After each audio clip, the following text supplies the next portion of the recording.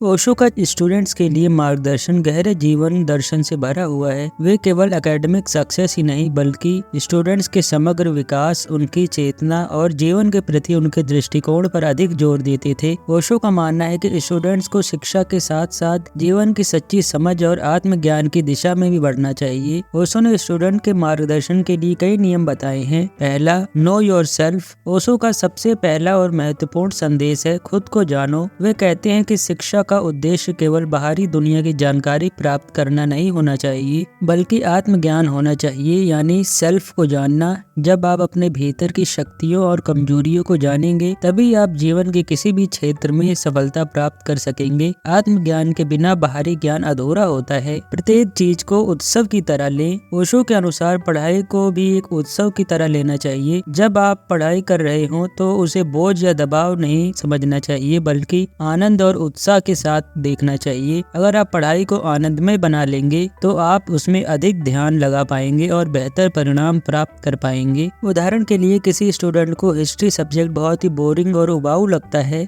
तो इसे रोचक बनाने के लिए कहानियों और नाटकों का सहारा लेना चाहिए। ऐतिहासिक घटनाओं को दृश्य रूप में देखने से उसका उत्साह बढ़ेगा। पढ़ाई उसके लिए एक उत्सव बन जाएगी और उसके परिणाम भी बेहतर आएंगे। ध्यान और एकाग्रता। ओशो ध्यान को जीवन का महत्वपूर्ण हिस्सा मानते हैं। वे कहते हैं कि ध्यान से आपके मन में शांति और स्थिरता आती है जो पढ़ाई में एकाग्रता बनाए रखने में मदद करती है। जब आपका मन शांत होता है तो आप किसी भी विषय पर गहराई से ध्यान केंद्रित कर सकते हैं। स्टूडेंट्स के लिए ओशो सलाह देते हैं कि वे अपने दैनिक जीवन में कुछ समय ध्यान के लिए निकालें, जिनसे उनकी मानसिक शक्ति और ध्यान केंद्रित करने की क्षमता बढ़ेगी। वे कहते हैं कि प्रत्येक विद्यार्थी को सुबह 15 मिनट ध्यान करना चाहिए। उससे उसका मन शांत रहेगा जिससे वह पढ़ाई में और भी ध्यान केंद्रित कर पाएगा। प्रतिस्पर्धा से मुक्ति। ओशो का मानना है कि स्टूडेंट्स को किसी से तुलना करने या प्रतिस्पर्धा करने की आवश्यकता नहीं है। प्रत्येक व्यक्ति अद्वितीय है और उसकी यात्रा भी अलग होती है। जब आप दूसरों से तुलना करते हैं तो आप अपनी वास्तविक क्षमता से दूर हो जाते हैं। अपने आप पर ध्यान केंद्रित करें और अपने भीतर की क्षमता को विकसित करें। प्रतिस्पर्धा से मुक्त होकर ही आप अपनी असली क्षमता को पहचान सकते हैं। सवाल पूछने की आदत डालें। ओशो हमेशा कहते थे कि जीवन में हर चीज को जिज्ञासा के साथ देखो। स्टूडेंट्स को बहुत ही जिज्ञासु होना चाहिए और हमेशा सवाल पूछने की आदत डालनी चाहिए। सवाल करने से आपकी समझ बढ़ती है और आप गहराई से किसी भी विषय को समझने में सक्षम होते हैं। सीखने की प्रक्रिया तभी पूर्ण होती है जब आप अपने मन में उठने वाले सवालों का उत्तर पाने की कोशिश करते हैं। रचनात्मक बनो, यानी क्रिएटिव बनो। ओशो का कहना है कि स्टूडेंट्स को केवल किताबी ज्ञान तक सीमित नहीं रहना चाहिए बल्कि जीवन में रचनात्मकता को भी स्थान देना चाहिए। वे कहते हैं कि असली शिक्षा वही है जो आपको रचनात्मक बनाती है, जो आपके भीतर की प्रतिभा को उजागर करती है। रचनात्मकता से आप किसी भी समस्या का समाधान आसानी से ढूंढ सकते हैं और जीवन के हर क्षेत्र में सफलता प्राप्त कर सकते हैं।